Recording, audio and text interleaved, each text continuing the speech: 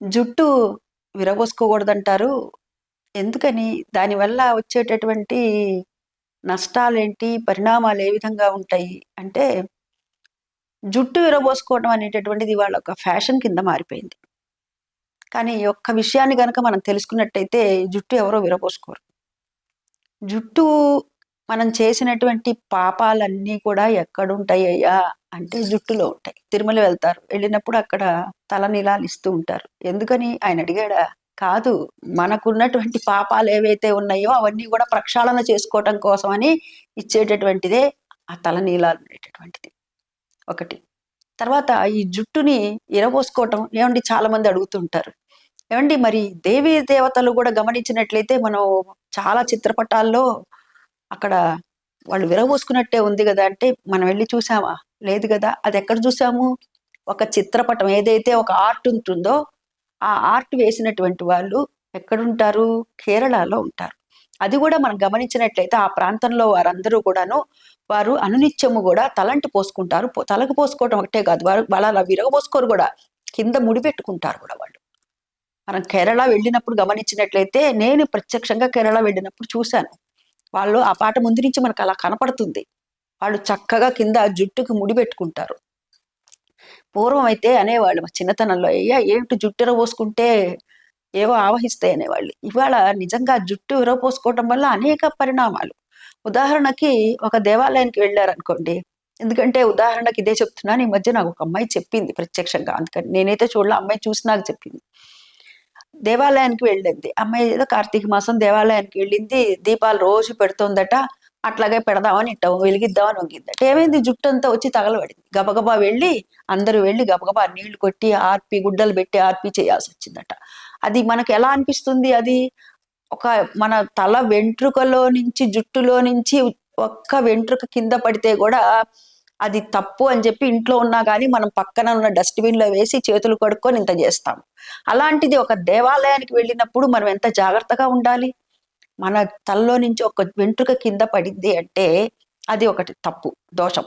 తర్వాత ఇలాంటివి జరిగాయంటే అది ఇంకా పెద్ద దోషం. అది మనకు కూడా తప్పుగా కూడా అనిపిస్తుంది కదా. మనకు కూడా అయ్యో ఇదేమిటి ఇలా ఒక రకంగా చెప్పాలంటే నిర్మోహమాటంగా అది అపశకునంగా మనం అనిపిస్తుంటుంది. మనకి ఖచ్చితంగా అనేస్తాం, ఏమిటి అపశకునం అని అనేస్తాం. మనమే అనుకుంటాం కూడా. అయితే అసలు మరి ఏం చేయాలి అంటే ఎప్పుడు కూడా చక్కగా జడ వేసుకోవాలండి. అది భగవంతుడు ఎవరికి ఒక్కొక్కళ్ళకి ఇంత జుట్టు ఇస్తాడో ఒక్కొక్కళ్ళకి ఇంత జుట్టు ఉంటుంది. కావాలని కొంతమంది పెద్ద జుట్టు ఉన్నాయి వాళ్ళు ఇంత కత్తిరించుకుంటున్నారు అనుకోండి, అది వారి వారి వ్యక్తిగతమైనటువంటి విషయం. దాని గురించి ఎవరు ఏమీ మాట్లాడరు. కానీ దేవాలయానికి వెళ్ళినప్పుడు కట్టుకోవాల్సిన బట్టల గురించి, వేసుకోవాల్సినటువంటి జుట్టు జడ ఏదైతే ఉందో దాని గురించి కూడా మనం చెప్పుకునే పరిస్థితికి వెళితే ఎలాగూ మనం మన ధర్మం గురించి మనమే ఇలా నిర్లక్ష్య వైఖరితో ఉంటే, కాబట్టి దీన్ని మనం దృష్టిలో పెట్టుకోవాలి చక్కగా. అందుకనే పూజ చేసుకునేటప్పుడు ఎవరైనా కానీ జడ వేసుకోండి. చక్కగా కింద ఏదైతే కుచ్చు ఉంటుందో దాన్ని కూడా మడిచి పెట్టుకోమంటారు. ఎందుకని అంటే ముఖ్యంగా ఆడవాళ్ళ దగ్గర నుంచి వెంట్రుక ఏదైనా దాంట్లో వండేటటువంటి పదార్థంలో పడిందంటే అది జీర్ణక్రియకి ప్రాబ్లం అవుతుంది. చెప్పాలి అంటే అది కూడా నిజంగా గుండెకి పట్టుకున్నది అంటే ప్రాణాపాయ స్థితికి వెళ్ళేటటువంటి పరిస్థితి ఉంటుంది. కానీ మనకు తెలియక చేసేటటువంటి దానికోసమనే ప్రత్యేకంగా మన పెద్దవాళ్ళు నేరేడు పళ్ళు తినండర్రా అంటూ ఉంటారు. ఈ నేరేడు పళ్ళు తినటం వల్ల జుట్టు సంబంధితమైనటువంటి ఏమన్నా ఇంత అంత వెంట్రుక ఆహారంలోకి వెళ్ళినా కానీ ఆ గుండెకి పట్టుకోదు అని చెప్పి, అందుకని మన పెద్దవాళ్ళు ఇవన్నీ ముఖ్యంగా ఈ శ్రావణ మాసంలో నేరేడు పళ్ళని తినండి అని చెప్తూ ఉంటారు కదా. ఈ జుట్టు మటుకు ఎప్పుడూ విరబోసుకొని ఉండద్దు. ఇప్పుడు నేను చెప్పాను, చాలా మంది నన్ను అడిగి జుట్టు విరబోసుకోకండి అమ్మా అట్లా అన్నాను అనుకోండి అంటూ ఉంటారు. అమ్మవారు కూడా ఇట్ట విరబోసుకుందిగా అంటుంది. అది అమ్మవారు కాదమ్మా, అమ్మవారి ఫోటో, అది చిత్రపటం. అది కూడా వేసినటువంటి వాళ్ళు, పెయింటింగ్ వేసినటువంటి వాళ్ళు ఏం చేస్తారు అంటే వాళ్ళు పెయింటింగ్ అంతా వేసేసి తర్వాత కింద ఇలా తిప్పుతారు. అంటే వాళ్ళ ప్రాంతాన్ని బట్టి ఉండేటటువంటిది అంటే కింద ముడి వేస్తారు. ఎవరైనా అంతే. ఇప్పుడు నాకు జుట్టు ఆరలేదనుకోండి, నేను ఇలా ముడి పెట్టుకుంటాను. ఆరిన తర్వాత చక్కగా ముడి పెట్టుకొనే పూజ చేసుకుంటాను. ఆ తర్వాత చక్కగా ఆరిన తర్వాత జడ వేసుకుంటాం. దీన్ని మనము ఈ జుట్టు విషయంలో మటుకు చాలా జాగ్రత్తలు తీసుకోవాలి. ఎప్పుడు జుట్టు విరబోసుకొని అలా వెళ్ళకూడదు. దానివల్ల ఏమవుతుందంటే ఈ జుట్టు వల్లనే మనకి ఆలోచనలు అనేటటువంటివి కూడా పరిపరి విధాల వెడుతూ ఉంటాయి. అందుకనే ఇవాళ మనం బయట గమనించినట్లయితే ఎన్ని మాటలు ఎన్ని పనులు చూస్తున్నామండి బయట.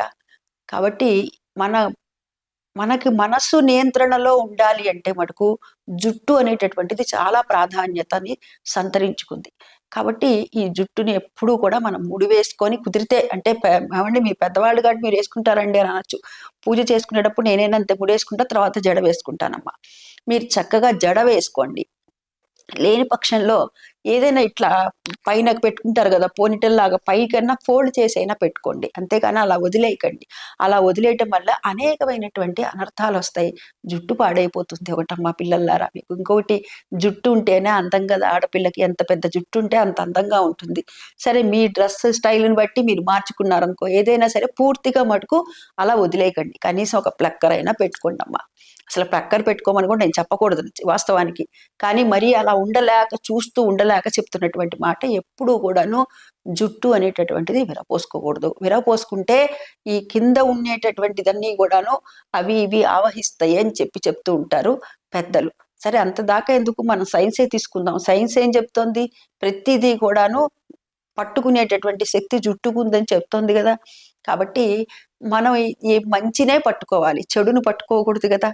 కాబట్టి ఈ జుట్టుని విరవపోసుకోవటం వల్ల ఆ మొత్తము జుట్టంతా కూడా ఏమైపోతుంది, చింపిరి చింపిరిగా అయిపోతుంది, విరవిరలాడిపోతుంది అంటాం కదా. అట్లా విరవిరలాడిపోయినప్పుడు ఆ వాటికి ఉన్నటువంటి అందం అంతా పోతుంది. సహజ సిద్ధంగా చక్కగా అంటే ఇంత నూనె పెట్టుకోమనో లేకపోతే ఇంతంత పెద్ద పెద్ద జడలు వేసుకోమనో కూడా నేనేం చెప్పట్లా. మీ వీలుని బట్టి మీరు చేయండి. కానీ పూర్తిగా మటుకు వదిలేసేయటం మటుకు, విరవపోసుకోవటం మటుకు అస్సలు చేయకండి. అది ఎప్పుడైనా కానీ దేవాలయాలకు వెళ్ళినప్పుడు కానీ, ఇంట్లో కానీ చాలా మందిని చూస్తూ ఉంటామండి. నిద్ర లేచి వచ్చేస్తూ ఉంటారు. ఆ పాట జుట్టు ఎత్తున పెట్టుకొని వస్తూ ఉంటారు. అంటే విరవపోసుకొనే ఉంటారు.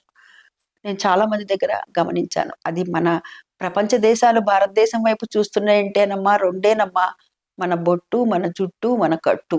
ఇదే కదా. కాబట్టి దీన్ని మనం దృష్టిలో పెట్టుకుందాం తల్లి. స్వస్తి.